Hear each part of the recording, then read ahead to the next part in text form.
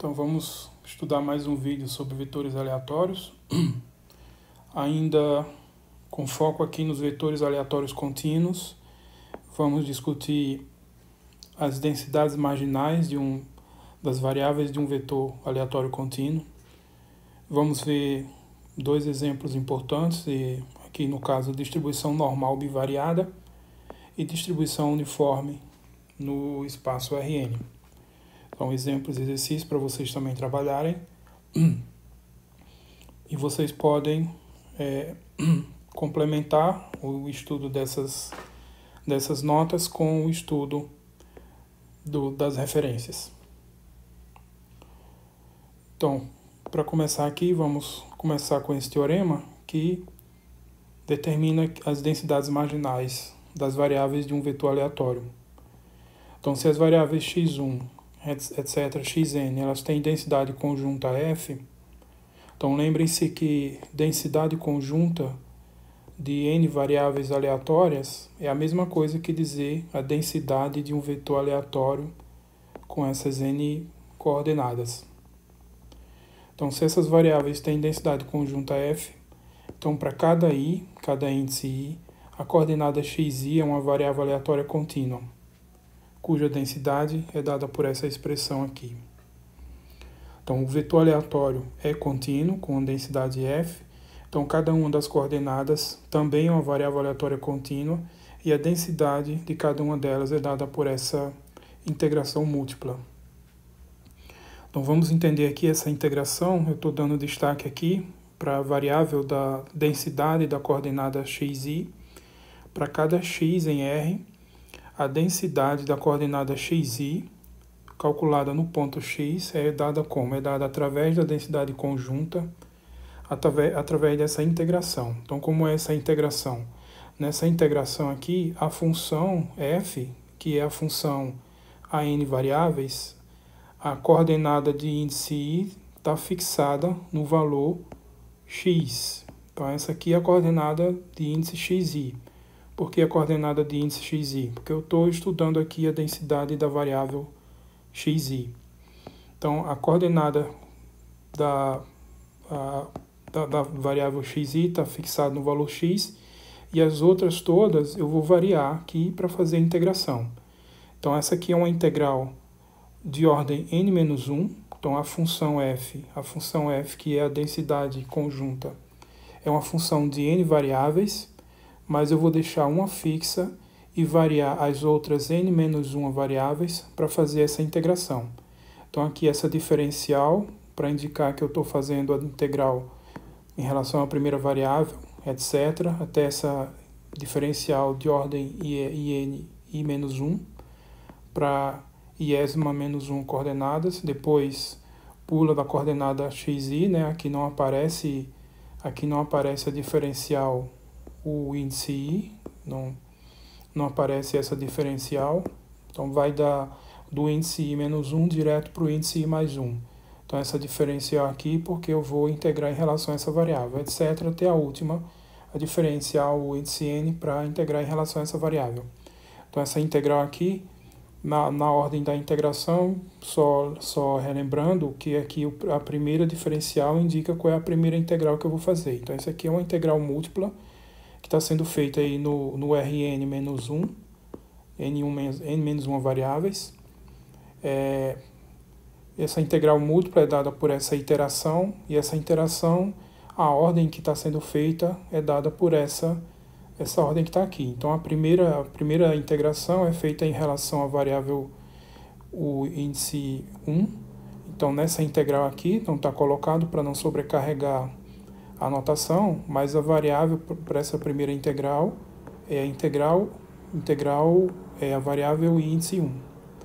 E assim por diante, e vai chegando aqui até a diferencial de ordem i-1, então essa integral aqui, a variável aqui é a variável u índice menos 1, essa daqui. Depois pula da coordenada xi da coordenada ui para a coordenada u mais 1. Então, nessa diferencial aqui, essa próxima integral é em relação a essa variável. Então, a variável de integração aqui é u mais 1. e assim vai até chegar na última diferencial aqui, que vai dar a última integração. Então, atenção para essa ordem aqui que tem que ser observada. Nesse caso, quando for preciso, a gente pode inverter a ordem aqui apropriadamente, mas cuidado com essa ordem de integração, que isso é uma fonte de erros muito comum quando está se trabalhando aqui com essas integrais.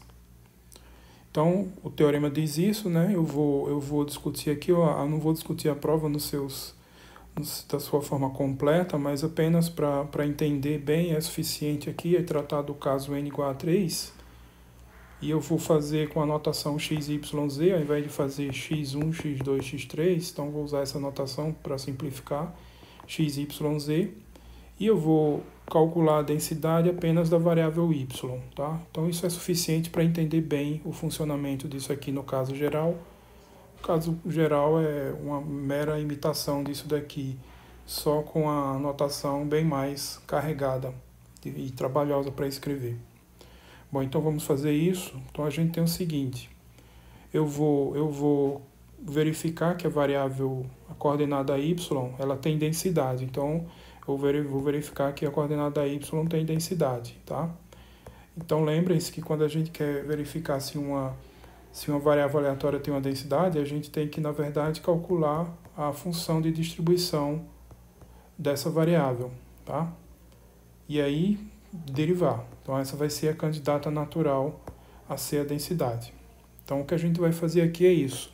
Calcular primeiro a função de distribuição da variável y, e nesse caso, como eu tenho um vetor aleatório, x, y, z, eu vou pegar a função de distribuição conjunta das três variáveis, fixado no valor y e fazendo aqui o limite assintótico quando o x tendendo a mais infinito e quando o z tendendo a mais infinito.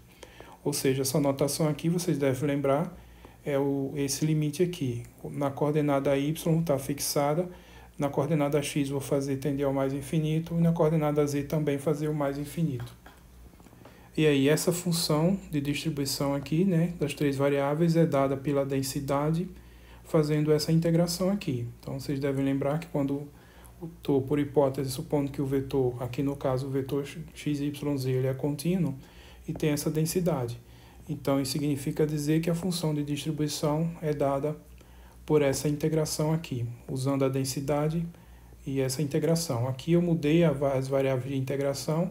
Os limites de integração aqui, os limites superiores são os argumentos da FDP, e aqui o limite inferior é sempre menos infinito. Só que eu vou calcular essa integral e fazer o limite quando o x tende a mais infinito, z tende a mais infinito, deixando o y fixado. Bom, observe mais uma vez aqui, a primeira variável de integração é a variável u, então essa primeira integral aqui é com u variando de menos infinito até x. A segunda variável de integração é a variável w, então essa segunda integral é com w variando de menos infinito até y. E a terceira variável de integração é a variável v, então essa terceira integral aqui é com v variando de menos infinito a z. Só que aí eu vou inverter aqui, nesse caso a gente pode inverter, então isso aqui é uma função não negativa, uma função maior ou igual a zero.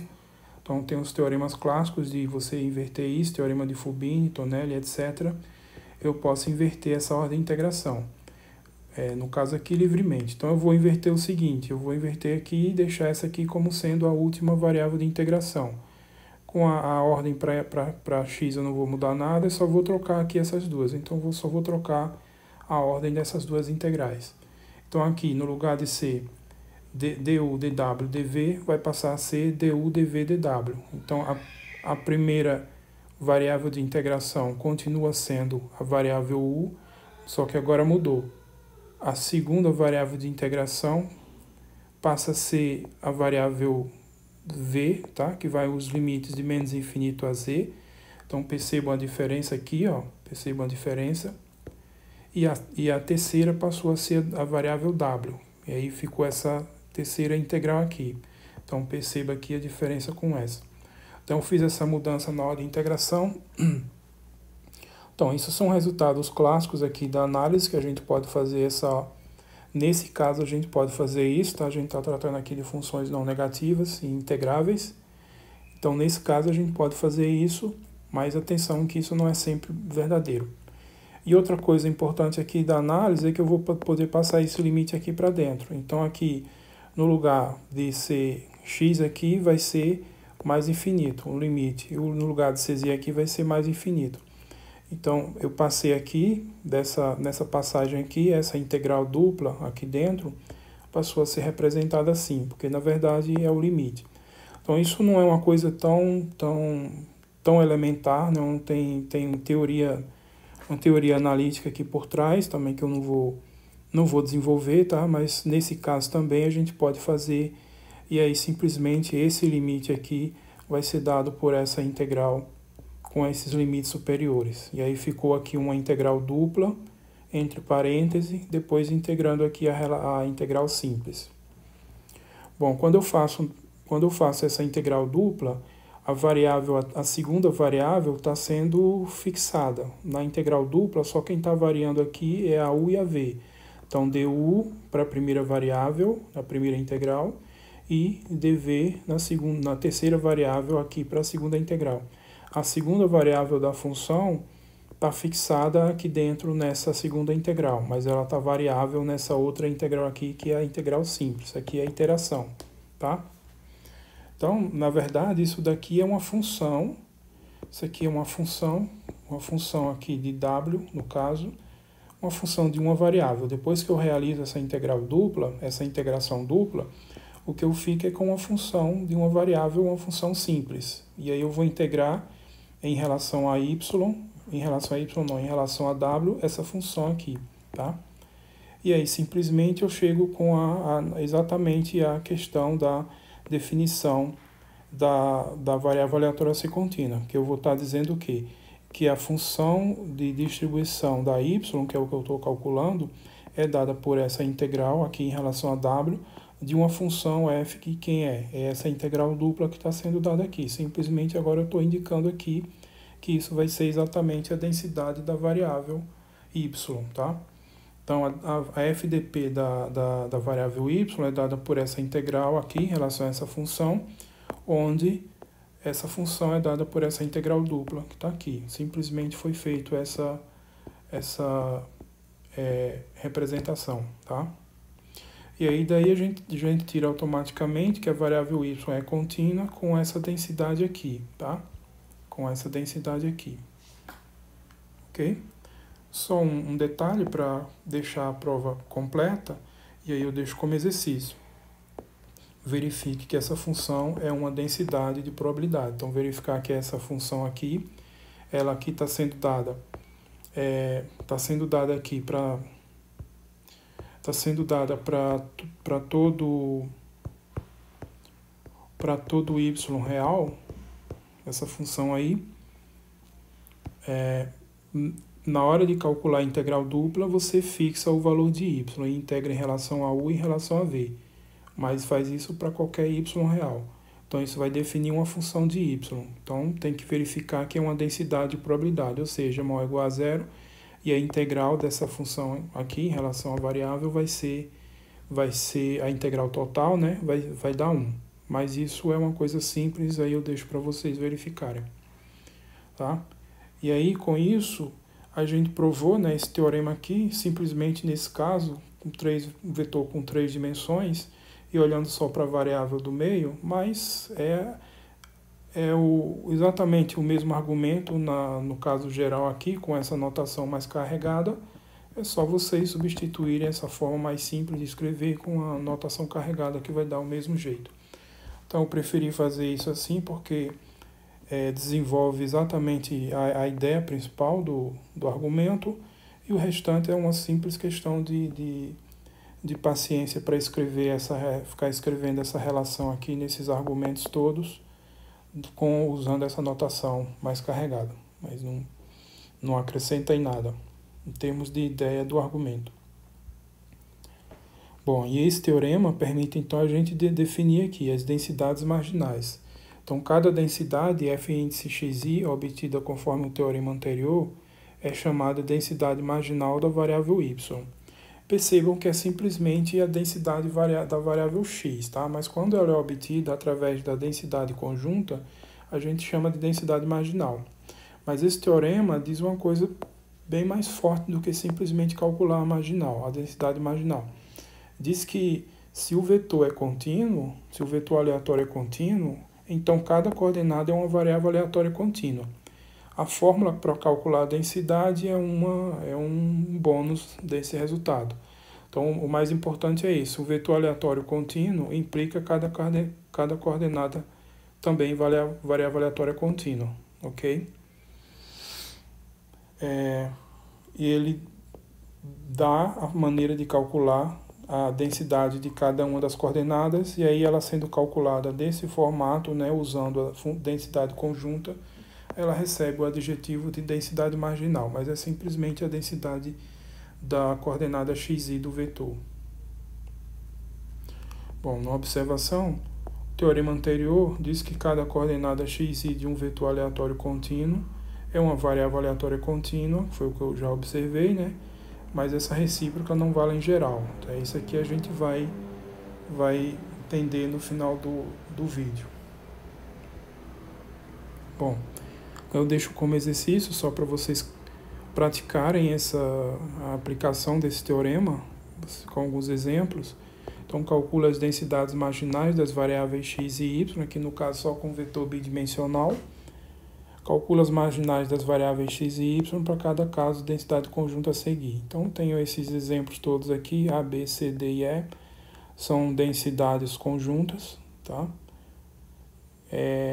Recomendo que vocês verifiquem sempre, quando tiver uma densidade nova, né, desconhecida, uma função, estiver dizendo que é uma densidade, probabilidade, verifiquem sempre que é uma densidade, porque pode ser que tenha algum problema na hora de escrever aqui, e não dê uma densidade de probabilidade, então tem que fazer alguma correção. Então, a recomendação que eu dou é, em cada um desses exemplos, primeiro vocês verifiquem que realmente é uma densidade de probabilidade. Isso não está sendo pedido aqui, mas é bom verificar. Tá? Então, cada um desses exemplos aqui realmente é uma densidade de probabilidade. Primeiro vocês observem isso. Então, esse exemplo aqui é 1 sobre 2x, né, com x maior que 0 menor ou igual a 2 e com y maior que 0 menor que x, né, os outros exemplos todos aqui. E o que pede em cada caso? Vocês calcularem as densidades marginais. Então, a densidade da x e a densidade da y. Então, simplesmente vocês vão usar essa relação aqui, no caso bidimensional, para fazer essas integrais e chegar nas densidades.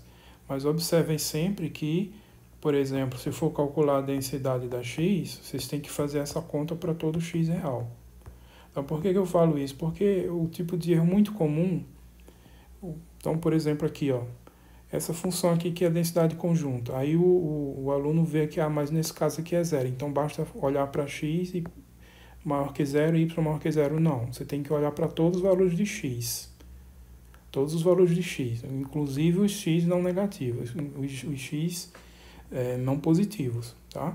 Então, um erro comum é na hora de fazer o cálculo aqui, o aluno só fazer o cálculo para valores positivos só porque ele olha que aqui e é só aqui que é positivo, aqui é zero, então mas isso é um erro, porque a função f aí tem que ser definida para todo x real. O domínio dela é uma função, é um conjunto de números reais. Então você tem que dizer o que vai acontecer em todos os números reais. Mesmo numa situação que vai valer zero, você tem que deixar isso escrito, tá? Mesma coisa com a variável y. Você tem que fazer isso aqui para todo y real, tá? Então esse erro é recorrente. Sempre que a gente ministra essa disciplina, os alunos cometem esse erro, ou por esquecimento ou por mal entendimento mesmo, que ele acha que não precisa fazer as contas quando o valor aqui é zero. Não, mesmo que seja zero, tem que fazer as contas. Tem que indicar qual vai ser o valor. Então, façam esses 5 exemplos para praticar essa aplicação desse teorema. Aí mais um exemplo aqui agora, um exemplo, na verdade, é um exemplo importante, é chamada distribuição normal bivariada. Vocês viram já, estudando aí para trás, a distribuição normal, o normal parâmetro μ sigma 2, tá? Agora a gente vai ver a distribuição normal bivariada. Essa normal que vocês já estudaram é normal univariada. Então, dizemos que um vetor aleatório, xy, um vetor bidimensional, tem distribuição normal bivariada, com parâmetros μ1 e μ2, são números reais quaisquer, σ1, um parâmetro positivo, σ2 também um parâmetro positivo. Então, tem já 4 parâmetros e tem mais um, que é um parâmetro ρ, que é um número entre -1 e 1, tá? Então, são 5 parâmetros. Esses dois aqui, μ1 e μ2, são quaisquer números reais. Esses outros dois são números reais positivos. E esse outro parâmetro, chamado de ρ, é um número real entre -1 e 1. É maior que -1, menor que 1. Então, esse vetor ele tem distribuição normal bivariada com esses parâmetros se ele tem densidade dada pelo seguinte. Então, é um vetor aleatório contínuo, cuja densidade é dada para todo x real, dada por essa expressão aqui. Então, uma expressão um pouquinho extensa na hora de escrever, mas essa é a expressão que define a distribuição normal bivariada. Então, isso aqui tudo, essa expressão aqui, define a distribuição normal bivariada.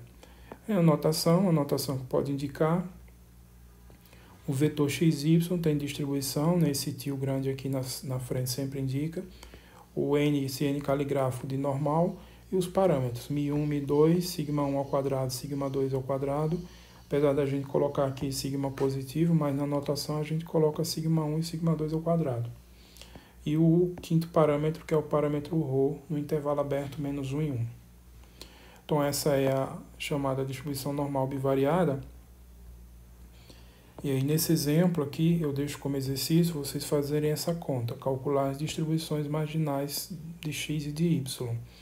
Então, de novo, é um exercício de aplicação do teorema, desse teorema, que vocês vão calcular aqui, né, no caso de um vetor bivariado, a marginal de x e a marginal de y. Então, é um exercício de integração. Basicamente, é um exercício de integração.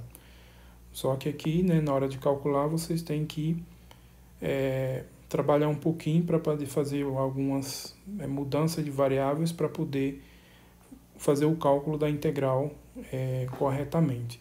Lembrem-se sempre dessa integral que a gente estudou aí para trás, quando foi estudar a densidade normal, dessa integral aqui, o valor dela, tá? Essa integral aqui, quanto que dá? Isso é uma coisa importante. Bom, e aí fica o exercício para vocês trabalharem, fazer o cálculo das marginais de x e da marginal de y. É importante que vocês façam esse exercício, porque a gente vai precisar desses resultados logo mais na frente aí, quando eu for falar de variáveis aleatórias independentes. Então, em especial nesse exemplo aqui, ele não está aqui só para exemplo para fazer conta não. Então, é para introduzir a distribuição normal bivariada, que é importante conhecê-la, e para vocês calcularem as marginais da x e da y, e a gente vai usar isso mais para frente, quando estiver falando de variáveis aleatórias independentes. Bom, outro tipo de distribuição de vetor aleatório vão ser as distribuições uniformes no Rn. Vocês já estudaram distribuições uniformes na reta, né? Uniforme em subconjuntos da reta. Agora aqui a gente vai estudar distribuições uniformes nos subconjuntos do Rn. Então, seja G um boreliano de Rn, tal que a medida que eu estou chamando medida de G é estritamente positiva e finita. Então, isso aqui é a medida de Lebesgue do conjunto no Rn, tá? A medida de Lebesgue de um conjunto é a generalização de quê? Na reta é a generalização da ideia de comprimento, tá? Na reta. No plano, no R2, é a generalização da ideia de área, tá? A ideia de área.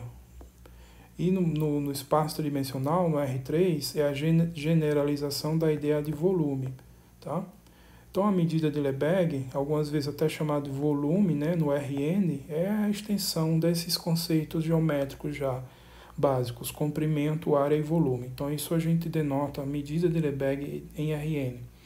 Então, estou supondo que esse conjunto tem medida positiva e finita, né, maior que zero, menor que o infinito.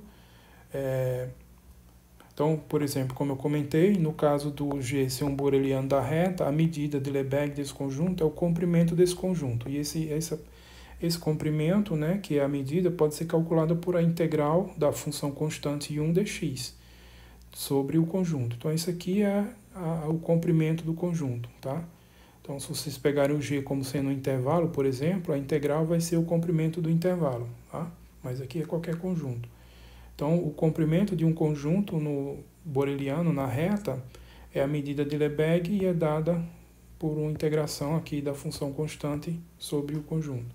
No caso de ser um boreliano de R2, a medida de Lebesgue do conjunto é a área do conjunto e é dada por uma integral dupla sobre o conjunto, né, da função constante dx dy, tá? Se for um boreliano do R3, aqui é o R3,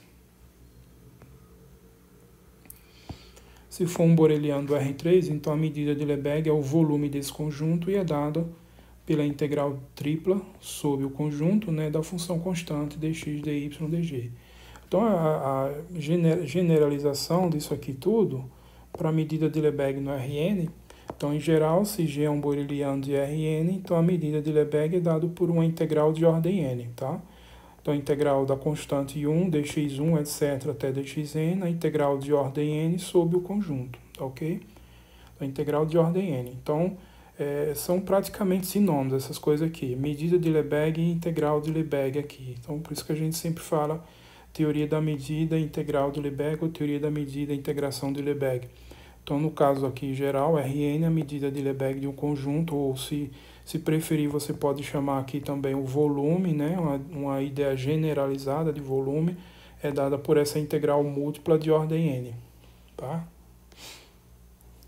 Bom, e aí a gente diz, né, com essa introdução aqui sobre a medida de Lebesgue, dizemos que um vetor aleatório x-til, um x de 1 até xn, ele é uniformemente distribuído no conjunto G se a probabilidade desse x-til pertencer a esse conjunto, né, um conjunto boreliano qualquer, a probabilidade dele pertencer ao conjunto B é dado pela medida de Lebesgue do conjunto B, interseção com o conjunto G, dividido pela medida de Lebesgue do conjunto G, onde ela está uniformemente distribuída, tá? Então, a notação aqui, x, distribuição uniforme no conjunto G, tá? Então, vocês têm um conjunto G aqui, digamos, esse é o conjunto G, esse retângulo aqui representando o conjunto G, onde o vetor está uniformemente distribuído. E aí você pega um boreliano qualquer aí, que não necessariamente precisa estar contido no conjunto G. Pode ter, inclusive, interseção vazia. Aí, naturalmente, essa interseção vai ser zero e a medida do vazio é zero. Então, essa interseção aqui é a interseção do B com o conjunto onde está uniformemente distribuído. Essa medida aí, no caso, por exemplo, se fosse no plano, seria a área, dividido pela medida do conjunto G. No caso, se fosse no plano, seria a área do conjunto G. E aí você vai fazer essa conta para todo o boreliano da reta. Tá? Então, essa é a notação padrão para a distribuição uniforme, x, tiozão aqui, uniforme, g. Bom, aí acontece o seguinte, esse teorema aqui, seja um g um boreliano do Rn com medida de Lebesgue positiva e finita, e x, til, um vetor aleatório em Rn. Então, x-til ele é uniformemente distribuído em G, se só se ele é um vetor aleatório contínuo, cuja densidade é isso daqui, ó. Então, a densidade dele é uma função de n variáveis, fx1, xn, é dado por quem? 1 sobre a medida de Lebesgue do conjunto, quando o ponto está no conjunto, 0 quando não está, tá? Então, lembrem-se do caso unidimensional, no intervalo, por exemplo, quando G é um intervalo AB. Então, essa densidade é 1 sobre o comprimento do intervalo, exatamente porque isso é a medida de Lebesgue do conjunto, tá? Então, esse teorema diz que o vetor, nessas condições aqui, o ponto importante é que o conjunto, o boreliano, tem a medida positiva finita. Então, o vetor ele é uniformemente distribuído nesse conjunto quando ele tiver, somente se ele for contínuo com essa densidade. Bom, a prova completa desse teorema realmente é um resultado de medida e integração de Lebesgue. Vocês não precisam se preocupar com a demonstração desse resultado. que realmente isso aqui é praticamente sinônimo de medida de Lebesgue no conjunto G aí, tá? Então, não vamos nos preocupar tanto com isso, não. O que é importante é vocês saberem desse fato aqui. Quando o vetor ele é uniformemente distribuído sob essa condição, ele é uniformemente distribuído, né, somente se ele é contínuo com essa densidade. Bom, eu deixo como exercício vocês trabalharem um caso especial, quando esse G é um produto cartesiano de intervalos. Então, isso aqui é o que a gente chama de retângulo de dimensão n. Então, por exemplo, se fosse na reta é só um intervalo. Se fosse no plano é um retângulo mesmo, no plano. Se fosse no espaço é um paralelepípedo. Mas no geral, no Rn, a gente chama isso de retângulo de dimensão n. Então, seja G o produto cartesiano de n intervalos fechados aqui no caso, com A em si menor que B em si, para cada um desses intervalos ter comprimento positivo. Tá? Então, cada em si com essa condição, e x, um vetor aleatório uniformemente distribuído em G. Então, peço que vocês determinem a densidade conjunta de xi, tá? Então, isso é simplesmente vocês verificarem que é isso daqui, né? Mas quem vai ser a medida de Lebesgue nesse caso? A medida de Lebesgue aqui é o que eu falei, a generalização da ideia de volume. Vocês vão pegar simplesmente o comprimento de cada intervalo e multiplicar. Então, esse é a medida, vai ser a medida de Lebesgue que vai aparecer aqui. Então, estou pedindo para vocês determinarem a densidade conjunta das variáveis, que já é dada aqui, só nesse caso particular. E, além disso, determinar a distribuição marginal de cada xi. Então, determinar a distribuição marginal de cada xi é, mais uma vez, aplicar esse teorema. Mais uma vez, aplicar esse teorema aqui, tá? Mas esse exercício não é um simples exercício de aplicação.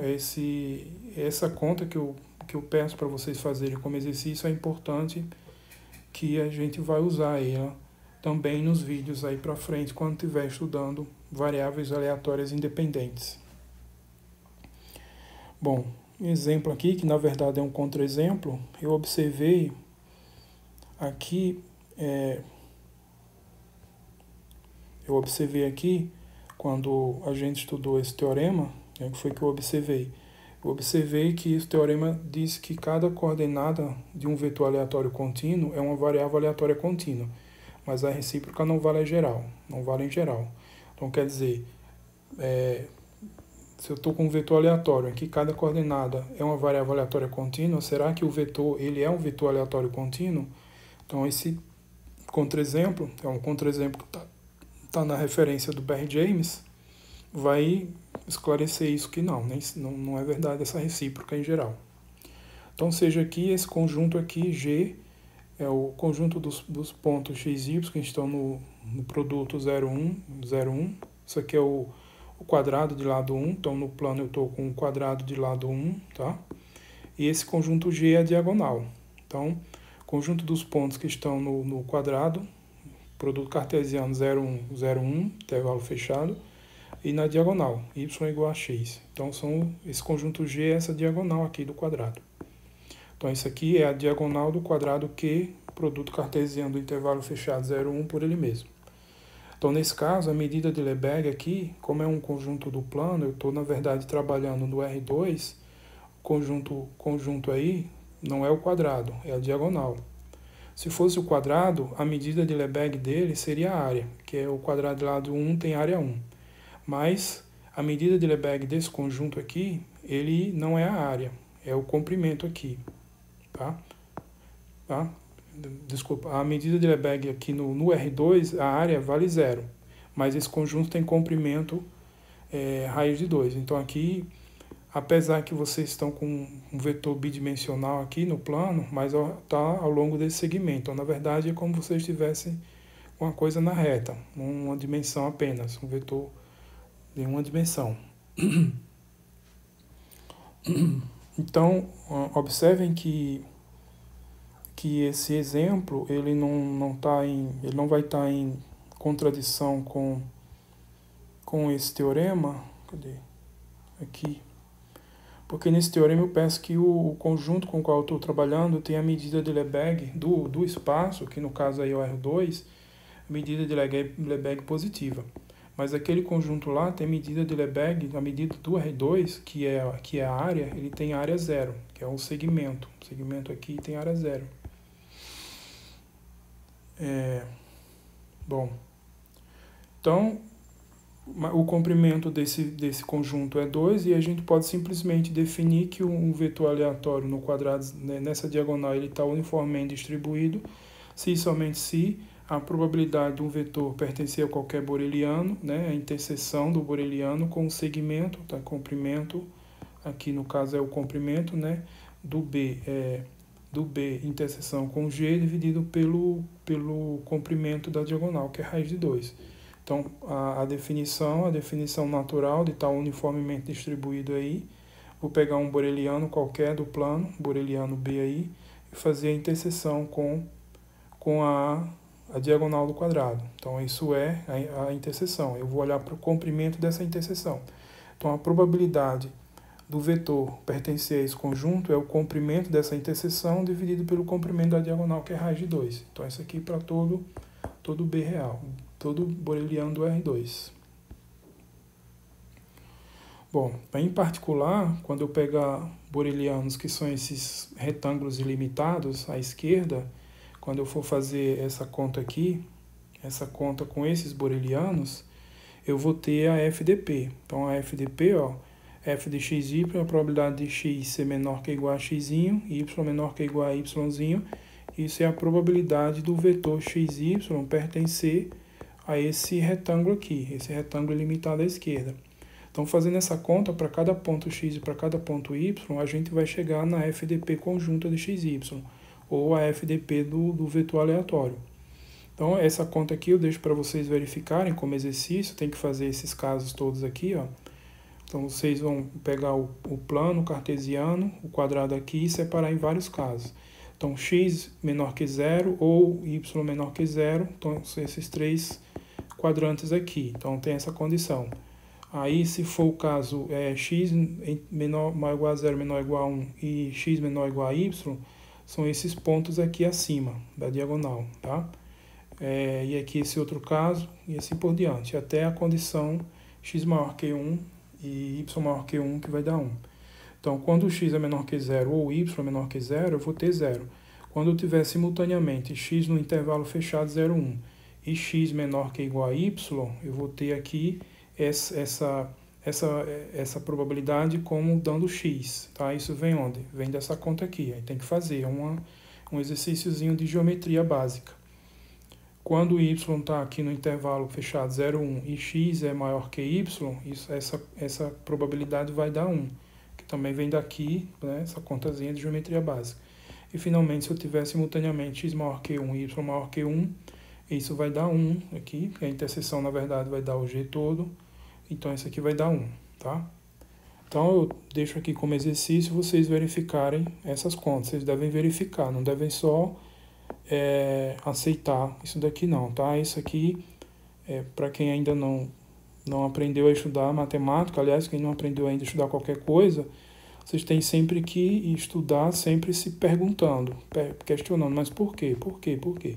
E quando você vai responder essas perguntas, você mesmo tenta responder as perguntas. Se tem que fazer contas, então faça contas. Tenha sempre lápis e papel do lado para fazer as contas para verificar. Quando não tiver tudo detalhado aqui, vocês têm que fazer as contas. E quando vocês não entenderem claramente o que vocês têm que detalhar as contas. E quando não tiver claro, você não souber responder para você mesmo por quê, vocês têm que tentar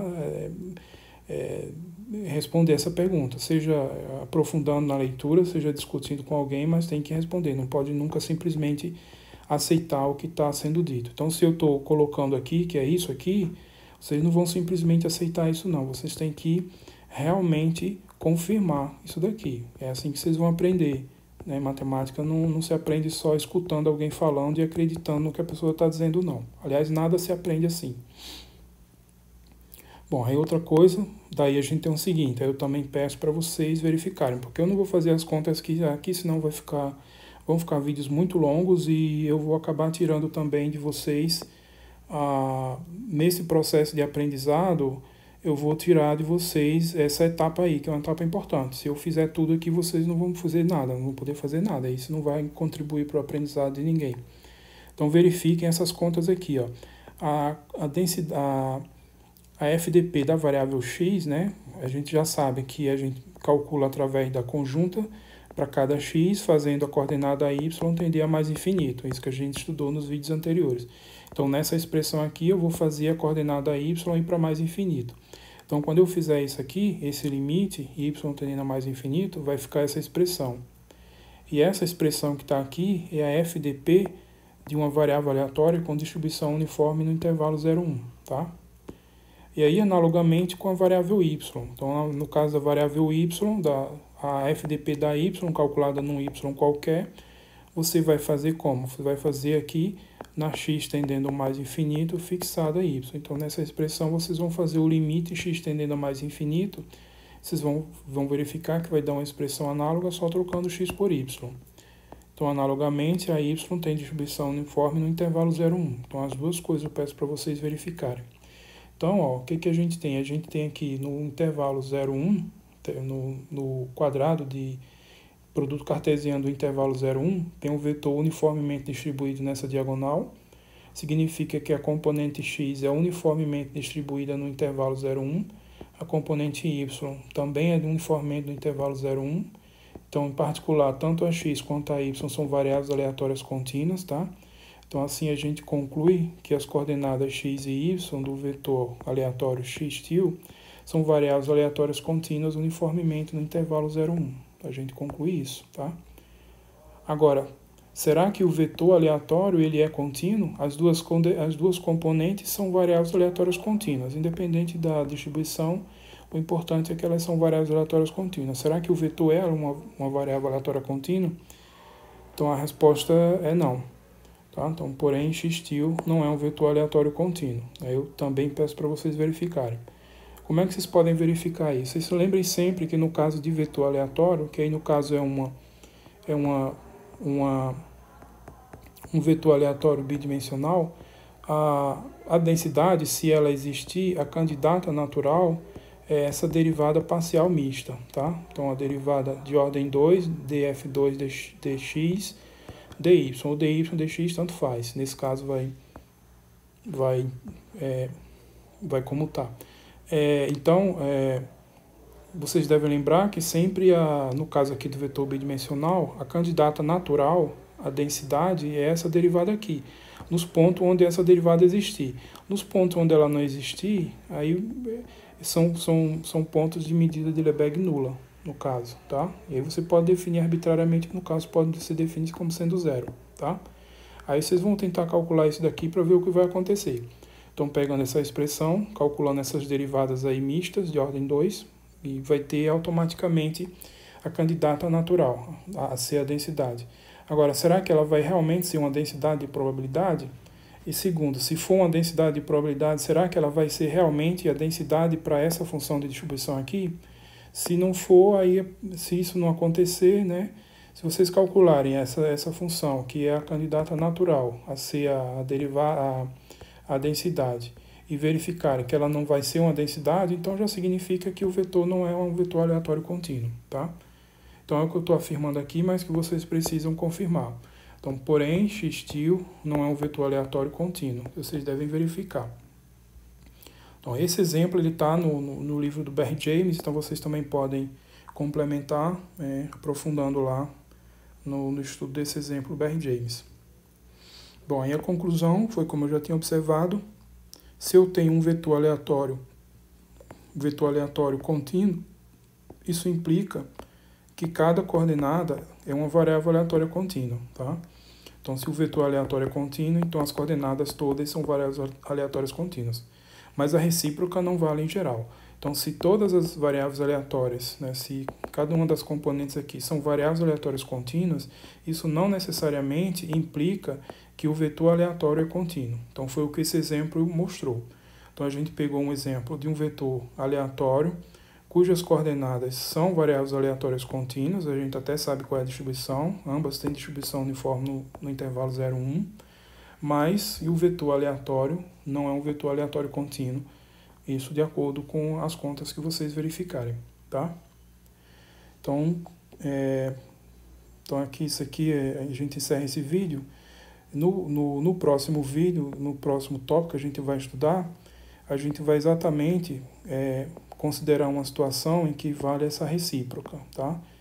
Uma situação em que vale essa recíproca. Que situação é uma situação importante, que é quando a gente tem variáveis aleatórias independentes. Então a gente vai falar disso no próximo vídeo, variáveis aleatórias independentes. A gente vai ver que nesse caso, variáveis aleatórias independentes, se as coordenadas são variáveis aleatórias contínuas, então o vetor aleatório também é contínuo. Então é uma situação em que vale a recíproca. Em geral, não vale a recíproca. Determinadas condições vale a recíproca também. A mais importante dela é essa, quando a gente está com as variáveis aleatórias independentes. Então a gente vai falar disso primeiro e depois verificar essa recíproca aqui nesse caso.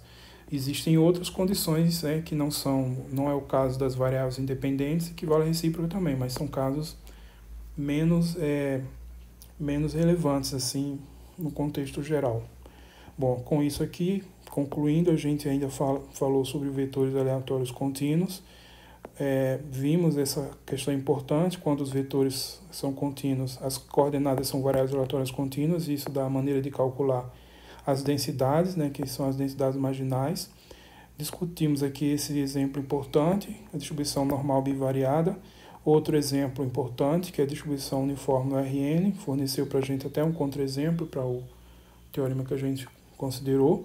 Então, esses dois exemplos são importantes vocês fazerem os exercícios que eu deixei, porque eles vão ser usados quando a gente estiver estudando independência entre variáveis aleatórias.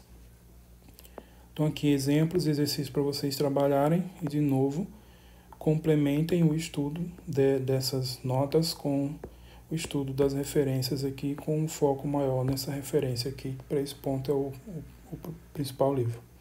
Bom, com isso eu encerro esse vídeo. Até o próximo. Tchau.